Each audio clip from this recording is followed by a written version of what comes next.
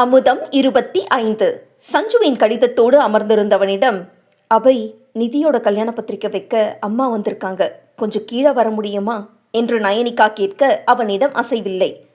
Are you okay என்றதும் மெல்ல தலையசைத்தவன், கொஞ்சம் உட்கார் நயனி, உன்கிட்ட பேசணும் என்றான். ஏதாவது முக்கியமான விஷயமா? அவங்க ரொம்ப நேரமாக வெயிட் பண்ணிட்டு இருக்காங்க, பார்த்துட்டு வந்து பேசலாமே.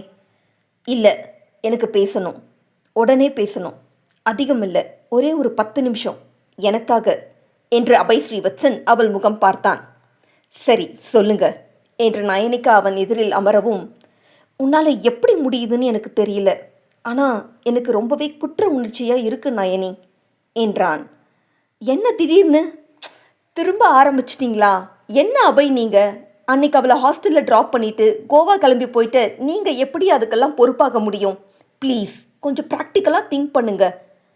ஐயோ, நான் சஞ்சுவை பற்றி சொல்லலை நயனி, உனக்கான என்னோட கில்ட் பற்றி பேசிகிட்டு இருக்கேன் என்றதில் ஆச்சரியத்தோடு அவனை பார்த்தாள்.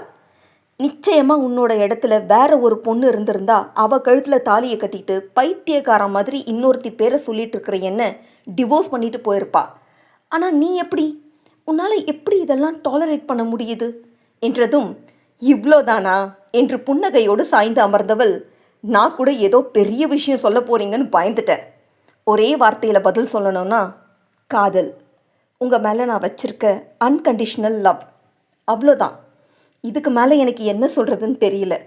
ஒருவேளை நான் உங்களை விரும்பாமல் இருந்திருந்து சஞ்சு சொன்னதுக்காக கல்யாணம் பண்ணியிருந்தா நீங்கள் சொல்கிற மாதிரி இதையெல்லாம் பொறுத்துக்கிட்டு போயிருப்பேனாங்கிறது சந்தேகம்தான். பட் என்னால் அப்படி எடுத்தேன் கவிழ்த்தேன்னு உங்கள் விஷயத்தில் முடிவெடுக்க முடியாது. வாழ்க்கையில் எதுவுமே நிரந்தரம் இல்லைன்னு நினைக்கிறவ இந்த நொடி நாம் அனுபவிக்கிற வலியோ சந்தோஷமோ கோபமோ அடுத்த நொடியும் நீடிக்கணுங்கிற அவசியம் கிடையாது அபய். ஸோ எதுக்கு நான் ஒரு குயிக் டெசிஷன் எடுக்கணும்? Time heals, I can feel your pain. உங்கள் வலி குறைய காத்திருக்கேன், போதுமா? இப்போ போகலாமா? எல்லாரும் வெயிட் பண்ணிட்டு இருக்காங்க என்று எழ முற்பட்டவளின் முன் மண்டியிட்டு அமர்ந்தான் அபய். என்ன பண்ணுறீங்க? கெட் அப் என்று நயனி சொல்ல, இருக்கட்டும், எனக்கு பேசணும்னு சொன்னேனே, மறந்துட்டியா? எஸ், பட் ஏன் இப்படி? மேலே உட்காருங்க அபய். இருக்கட்டும் நயனி என்று அவள் கைகளை பிடித்தவன், ஒன்ஸ் ஃபார் ஆல் ஒரு பெரிய சாரி நயனி. இந்த சாரி போதுமானு தெரியல, பட் என் மனசு சமாதானம் ஆகிற வரைக்கும் சொல்லிட்டே இருப்பேன், நீ கேட்டுதான் ஆகணும் என்றதில் அவள் முகத்தில் புன்னகை.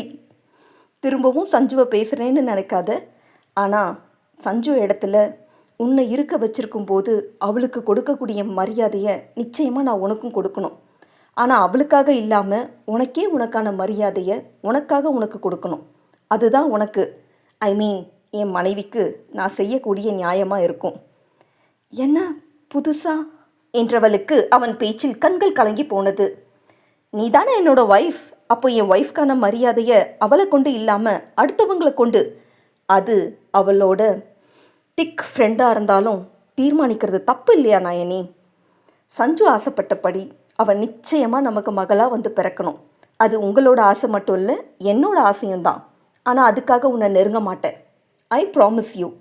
என் வாழ்க்கையில் சஞ்சுவுக்கான இடம் எந்த அளவுக்கு பிரத்யேகமானதோ அதே அளவுக்கு பிரத்யேகமானதா என்றவன் ஒரு நொடி கண்களை மூடி திறந்து, இல்லை நயனி, அதை விடவும் அதிகமான பிரத்யேகத்தோட உன்னுடைய இடம் இருக்கணும், அதுதான் சரியும் கூட என்றதில் நயனியின் இதழ்கள் துடிக்க விழிகள் குளம் கட்டி போனது. எனக்கு உன் மேலே அன்பு இருக்குது, மதிப்பு இருக்குது, மரியாதையும் இருக்குது. ஆனால் விருப்பம் இருக்கான்னு கேட்டால் இப்போதைக்கு இல்லைன்னு தான் சொல்லணும். நீ சொன்ன மாதிரி என்னோட காயம் ஆறுறதுக்கு நாள் எடுக்கும் இல்லையா? இருக்கிற வழியில் வலுக்கட்டாயமாக உன்னை திணிக்க பார்க்குறது நம்ம 2 பேரோட வாழ்க்கைக்குமே நல்லதில்லை. நிச்சயம் நான் உனக்கு நல்ல கணவனாக இருப்பேன். நம்முடைய வாழ்க்கை இத்தோடு முடிய போகிறதில்ல, ரொம்ப காலத்துக்கு நீண்டு இருக்கு. உன்னை உனக்காக ஏற்றுக்கிறது தான் உனக்கு நான் கொடுக்கக்கூடிய மரியாதை. எனக்கு கொஞ்சம் டைம் கொடு, உன்னை என் மனைவியாக பார்க்குற நாள் சீக்கிரமே வரும். இந்த உதவி மட்டும் எனக்கு பண்ண முடியுமா என்று அவள் முன் மண்டியிட்டிருந்தவன் யாசகம் கேட்க கலங்கிய விழிகளோடு அவனை பார்த்தவளின் நாசி விடைத்தது. இதோ அதோ என்று எப்போது வேண்டுமானாலும் நீர்மணி உருண்டோடும் நிலையில் இருக்க அதை அழுத்தமாக துடைத்தவள், என்ன இப்படி பேசுகிறீங்க? அதெல்லாம் நான் எதுவும் தப்பாக நினைக்க மாட்டேன், எனக்கு உங்களை புரியும் அபய். அதனால தான் அன்னைக்கு நீங்கள் கோபத்தில் ஆதங்கத்தில் பேசின பேச்சை நான் பெருசாக எடுத்துக்கல. சஞ்சு என்கிட்ட வாங்கின சத்தியத்தை மீறி தான் உங்ககிட்ட இந்த லெட்டரை கொடுத்தேன். அதுவும் நீங்கள் விவாகரத்துன்ற முடிவுக்கு போனதால் மட்டுமே. மற்றபடி இதெல்லாம் நான் எதிர்பார்க்கல என்றாள் ஆனந்த கண்ணீரோடு. நீ எதிர்பார்க்காம இருக்கிறது உன்னோட பெருந்தன்மை நயனி. அதுக்காக உன்னை நான் என் இஷ்டத்துக்கு வளைக்க முடியாது இல்லையா? உன்னோட எதிர்பார்ப்பில்லா காதலை நான் டேக் இட் ஃபார் கிராண்டடாக எடுத்துக்கிறதும் எல்லாத்தையும் அட்ஜஸ்ட் பண்ணிட்டு போன்னு சொல்கிறதும் தான் நான் உனக்கு செய்யக்கூடிய மிகப்பெரிய கொடுமை என்றதில் நயனி முகத்தில் கண்ணீரும் மகிழ்ச்சியும் ஒரு சேர முகிழ்த்தது. உனக்கே உனக்கான அபய் ஸ்ரீவத்சனா மாற எனக்கு கொஞ்சம் நேரம் கொடு. உன் அளவு காதலை கொட்டி கொடுக்க முடியுமான்னு தெரியாது. ஆனால் நீ இழந்ததை முடிஞ்ச வரைக்கும் ஈடுகட்டி நிச்சயம் உன்னை சந்தோஷமாக வச்சுப்பேன் என்று அவன் உறுதியளிக்கவும், என்ன என்ன இழந்துட்டேனா என்றாள் நயனி. என்ன இழக்கலன்னு கேளு. சின்ன வயசில் உன் அப்பாவில் ஆரம்பித்து இப்போ இது நாள் வர உரிமையாக உடனிருக்க முடியாத அம்மா வரைக்கும் எவ்வளவோ சொல்லலாம் என்றவனுக்கு என்னதான் அவர்கள் பந்தம் சஞ்சனாவின் விருப்பப்படி அமைந்திருந்தாலும் அவர்கள் வாழ்க்கை கடமையாக இல்லாமல் இருவரின் முழு விருப்பத்துடனும் காதலுடனும் தொடங்க வேண்டும் என்ற உறுதி.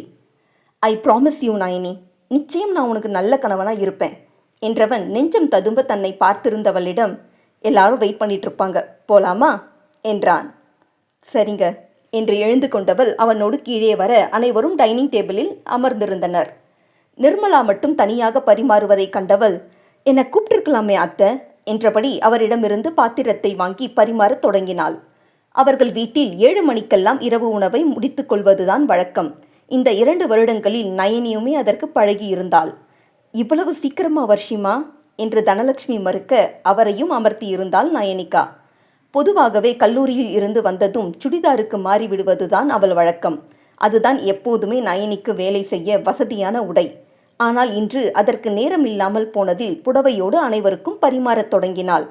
அனைவருக்கும் என்றால் அபய், வினோதன், முரளிதரன், தனலட்சுமிக்கு மட்டுமே. சக்கரவர்த்தி அவளை நம்பாமல் அவளோடு துணை நிற்காமல் வீட்டை விட்டு அனுப்பியதிலேயே அவர் மீது அவள் வைத்திருந்த நம்பிக்கை மொத்தமாக பொய்த்து போனது. அபையோடு வீட்டிற்கு திரும்ப வந்ததிலிருந்தே அவரோடு அவள் பேசுவதில்லை. பேச்சு மட்டுமல்ல, அது நாள் வரை மருமகளாக அவருக்கு உணவு பரிமாறிக்கொண்டிருந்தவள் அதையும் நிறுத்தி கொண்டாள். நிர்மலாவிற்கு இது தெரிய வந்த போதும் அவர் ஒரு வார்த்தை கேட்காமல் மருமகளின் முடிவை ஆதரித்தார்.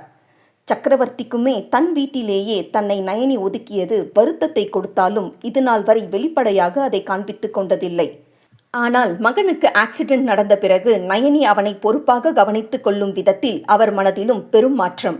அன்று அடுத்தவர்கள் கொடுத்த அழுத்தத்திலும் வீடியோ, போட்டோ அனைத்தும் அவளுக்கு எதிராக இருந்த காரணத்தாலும் மருமகளை வெளியில் அனுப்பினாரை தவிர்த்து அவராலும் முழுதாக எதையும் நம்ப முடியவில்லை. ஆனால் சூழல் அவளுக்கு எதிராக இருந்ததில் தன் குடும்ப கௌரவம் சக்கரவர்த்திக்கு முன்னிலை வகித்தது. அதில் எதையும் தீர ஆலோசிக்காமல் முடிவை சட்டென எடுத்துவிட்டார். அவள் மீது தவறில்லை என்று நிரூபணமான பிறகு கடந்த சில நாட்களாகவே அதை எண்ணி வருந்தி கொண்டிருக்கிறார். அபைக்கு பரிமாறிக்கொண்டு வந்த நயனியின் புடவை தடுக்கியதில் கை தவறி சாம்பாரை முரளிதரன் மீது ஊற்றிவிட்டாள். அதை எதிர்பாராத முரளி, என்னம்மா நீ பார்த்து செய்ய மாட்டியா என்று சட்டையை உதறி கொண்டு எழ, சாரி சாரி தெரியாமல் நடந்துருச்சு என்றாள். பரவாயில்ல விடு, தெரியாம தானே. நீ மற்றவங்களை பாரு நயனி, நான் மாமாவை பார்க்குறேன், நீங்கள் வாங்க மாமா என்று அபய் அவரை அழைத்து சென்றான். கண்ணு என்ன உனக்கு பொடர்லியா இருக்கு, பார்த்து பரிமாற மாட்டேன் என்று எகிரினார் சேதுராமன். விடு சேது, தெரியாம தானே, அமைதியாக உட்காந்து சாப்பிடு என்றார் சக்கரவர்த்தி. ஆனால் நயனியை மட்டம் தட்ட நேரம் பார்த்து கொண்டிருக்கும் சேதுராமனா அடங்குவார்? உங்களுக்கு தெரியாது சம்பந்தி, இவளால் எல்லாருக்கும் எவ்வளோ மன கஷ்டம். நீங்கள் மாப்பிள்ளையை பிரிஞ்சு இருந்ததில் தொடங்கி இவ பண்ணி வச்ச காரியத்தால் வெளியே தலை காட்ட முடியாமல் என் பொண்ணு நிச்சயத்துக்கு கூட நீங்கள் வர முடியாமல் போயிடுச்சு என்றார் உரத்த குரலில். வாயை மூடுங்க, அதுதான் நயனி மேலே எந்த தப்பு இல்லைன்னு நிரூபணம் ஆயிடுச்சே என்ற தனலட்சுமியின் பேச்சு அவரிடம் எடுபடாமல் போக நயனியை இன்னுமே மோசமாக பேசிக்கொண்டு சென்றார். தனலட்சுமியும் நிர்மலாவும் அவர் நிறுத்த மாட்டாரா என்பது போல பார்த்திருக்க, நயனியோ மலையை பார்த்து குலைக்கும் நாயாக சேதுராமனை கண்டு கொள்ளாமல் தனக்கும் இதற்கும் சம்பந்தம் இல்லை என்பது போல அவளுக்கான உணவை பரிமாறிக்கொண்டு சாப்பிட அமர்ந்தாள். அதே நேரம், போதும் வாயை மூடு சேது என்று கர்ஜித்த சக்கரவர்த்தி, எங்க வந்து யார பேசுற? என் மருமகளை இன்னொரு வார்த்தை சொன்ன நாக்கை இழுத்து வச்சு அறுத்துடுவேன் என்றார் ஆக்ரோஷமாக.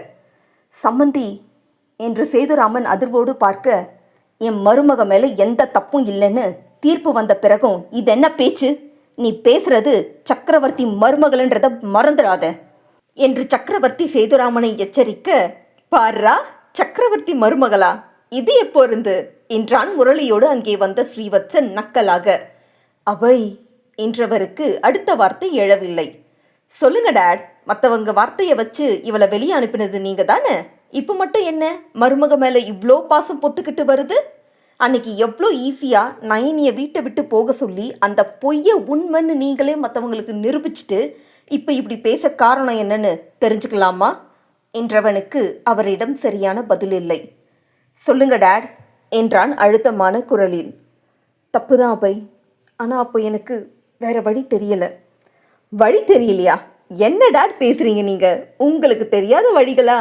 எவ்வளோ பெரிய பிஸ்னஸ் டைக்கூன் நீங்கள் என்று எல்லலாக சிரித்தவன், இதுவே உங்களுக்கு ஒரு பொண்ணு இருந்து இப்படி ஒரு பழி அந்த பொண்ணு மேலே சுமத்தப்பட்டிருந்தாலும் வேற வழி தெரியலன்னு இப்படி தான் அவளை வீட்டை விட்டு அனுப்பியிருப்பீங்களா? ஐ மீன், உங்கள் கௌரவத்துக்காக நீங்கள் பெத்த பொண்ணு மேலே சுமத்தப்பட்ட பழியையும் மறைமுகமாக ஒத்துக்கிட்டு இருப்பீங்களா என்றதுமே அபை என்றார் அதிர்வோடு. ஃபோட்டோஸ், வீடியோஸ், டெஸ்ட் ரிப்போர்ட், மற்றவங்க சாட்சிக்கு கொடுத்த மதிப்பை குறைஞ்சபட்சம் இவளோட வார்த்தைக்கு கொடுத்துருக்கலாமே டேட். இவ பக்கம் நியாயம் எதையுமே கேட்காம உங்கள் கௌரவத்தை காப்பாற்ற வெளியே அனுப்பிட்டீங்க, அப்படிதானே என்ற மகனின் கேள்விக்கு அவரால் எளிதாக பதில் சொல்லிவிட முடியவில்லை. இந்த வீட்டுக்கு வந்தபோது நயனிக்கு என் மேலே இருந்த நம்பிக்கையை விட உங்கள் மேலே அதிக அளவு நம்பிக்கை இருந்திருக்கும். ஆனால் அவளுக்காக நீங்கள் உடன் இருந்திருக்க வேண்டிய சமயத்தில் அவளை வெளியே அனுப்பி அதை ஒன்றும் இல்லாமல் ஆக்கிட்டீங்களே. சுருக்கமாக சொல்லணும்னா, என்ன உங்கள் கௌரவத்துக்காக பலி கொடுத்த மாதிரி நயனியையும் பலி கொடுத்தீங்கன்னு சொல்லுங்க. அதுக்கு ஏன் இவ்வளோ தயங்குறீங்க என்றான் ஆவேசத்தோடு. போதும் அபை, இதுக்கு மேலே எதுவும் கேட்காத. என்கிட்ட பதில் இல்லை. எனக்கு இந்த குற்ற உணர்ச்சி இருக்கிறதால தான் நயனிக்கிட்ட என்னால் மன்னிப்பு கூட கேட்க முடியல. மன்னிப்பா? நீங்களா? நம்ப முடியலையே டேட். நம்பிதான் ஆகணும் அபை. நான் செஞ்ச தப்பு ரொம்ப நாளாக என்னை உறுத்திக்கிட்டே இருக்குது. ஆனால் என்றவர் நயனியிடம் சென்று, உன்னோட முகத்தில் எப்படி முடிக்கிறதுன்னு எனக்கு தெரியல நயனி. அதோட நான் உனக்கு கொடுத்தது மன்னிப்பு கேட்டு ஆறக்கூடிய காயம் இல்லையே என்றவர் நயனியின் முன்பாக கையெடுத்து கும்பிட்டு, உன்னால் முடிஞ்சா என்னை மன்னிச்சிடுமா என்று சொல்ல அவள் அமைதியாக நின்று இருந்தாள். என்னம்மா ஒன்றுமே சொல்லாமல் இருக்க? நீங்கள் தப்பு பண்ணியிருக்கீங்க, அதுக்கு மன்னிப்பு கேட்குறீங்க. இதில் நான் சொல்ல என்ன இருக்கு என்றாள் விட்டேர்த்தியாக. நயனி என்று அவர் அழைக்க அவளோ பேச்சு முடிந்தது போல அறைக்கு திரும்பிவிட்டாள். அனைவரும் ஒன்றும் புரியாமல் அவள் சென்ற திசையை பார்க்க நயனி பின்னே வந்த அபை, என்ன நயனி எதுவும் சொல்லாமல் வந்துட்ட என்றான். என்ன சொல்லணும்னு எதிர்பார்க்குறீங்க? இல்லை, டேட் மன்னிப்பு கேட்டதுக்கு நீ ஒன்றுமே சொல்லலையே. மன்னிச்சா தானே அபை ஏதாவது சொல்லணும் என்றவளின் வார்த்தையில் திகைத்தவன், அப்போ அவரை நீ மன்னிக்கலையா என்றான். இல்லையே, ஏன் கேட்குறீங்க? நயனி, உங்கள் அப்பா தப்பு பண்ணினார், அதனால் மன்னிப்பு கேட்டார். அவர் கேட்டதுக்காக நான் மன்னிக்கணும்னு கட்டாயமா என்ன? இந்த வீட்டில் உங்களுக்கு அடுத்து நான் ரொம்ப நம்பின ஒரு நபர்னா அது உங்கள் அப்பா தான். அப்படிப்பட்டவர் 2 வருஷம் நீங்கள் இல்லாத நேரத்தில் இந்த வீட்டில் காலேஜ்லன்னு என்னை பக்கத்துலேருந்து பார்த்துருக்கார் அபை. அப்படி இருந்தும் என்றவளின் அகம் இன்றுமே சக்கரவர்த்தியின் துரோகத்தில் கொதித்து கொண்டிருந்தது. என்னை பொறுத்த வரையில் உங்கள் அப்பா தப்புக்கு மன்னிப்பே கிடையாது அபை. ஆனால் செஞ்ச தப்புக்கு மன்னிப்பு கேட்க வேண்டியது அவரோட கடமை.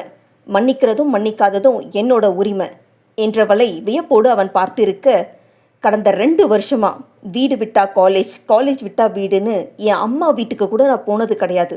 நீங்கள் என்னோட வாழாமல் போயிருந்தாலும் என்றைக்குமே இந்த வீட்டோட மருமகளாக என் கடமையிலிருந்து நான் தவறினது இல்லை. அப்படிப்பட்ட நான் வழி தவறுவேன்னு எப்படி நம்பினார்? நீங்கள் சொன்ன மாதிரி அவர் என்னை பெண் கேட்டு வந்ததுலேருந்து என்கிட்ட நடந்துக்கிட்ட விதத்தில் அவரை நான் என் அப்பா போல நினச்சிருந்தேன். நீங்கள் இல்லைனாலும் அவர் என்னோட இருப்பார்னு நம்பினேன். ஆனால் அவரோட ஸ்தானத்தை இழந்துட்டார். தப்பு பண்ணினது உங்கள் அப்பா, அவருக்கு தான் உறுத்தணும். நான் இங்கே திரும்ப வரப்போகிறேன்னு சொன்னபோது கூட சுதர்ஷனம்மா என்கிட்ட என்ன தெரியுமா கேட்டாங்க? ஏம்மா அவங்க எதிரில் போய் இருக்கணும், அபை உன்னை புரிஞ்சிட்ருக்கிறப்போ தனியாக போகலாமேன்னு சொன்னாங்க. ஆனால் நான் எதுக்காக வாழ வந்த வீட்டை விட்டு போகணும்? நிச்சயமாக நான் அந்த வீட்டில் தான் இருப்பேன். என்னை பார்க்குறப்பெல்லாம் அவருக்கு அந்த குற்ற உணர்வு இருந்துகிட்டே இருக்கணும். என்னை பற்றி என்ன தெரிஞ்சதுன்னு என்னை கல்யாணத்துக்கு கேட்டு வந்தார். என் புருஷனோட இதே வீட்டில் சந்தோஷமாக வாழ்வேன், அதுவும் அவங்க கண் எதிரில்னு சொன்னேன். இதுதான் அபை உங்கள் அப்பாவுக்கு நான் கொடுக்க போகிற தண்டனை. என்றைக்குமே ஒரு மருமகளாக என்கிட்ட இருந்து அவருக்கு எந்த மரியாதையும் கிடைக்காது. அவர் அதை எதிர்பார்க்கவும் கூடாது. அந்த அளவு என்னோட நம்பிக்கையை சுக்கு நூறா உடைச்சவர். அப்படி பார்த்தா அவரை விடவும் நான் தானே உன்னை அதிகமாக கஷ்டப்படுத்தியிருக்கேன். என்னை மட்டும் மன்னிச்சிட்ட என்று புரியாமல் மனைவியை பார்த்தான் அபய் ஸ்ரீவத்சன். நீங்கள் செஞ்ச தப்புக்கு உங்களுக்கு ஒரு நியாயமான காரணம் இருக்குது.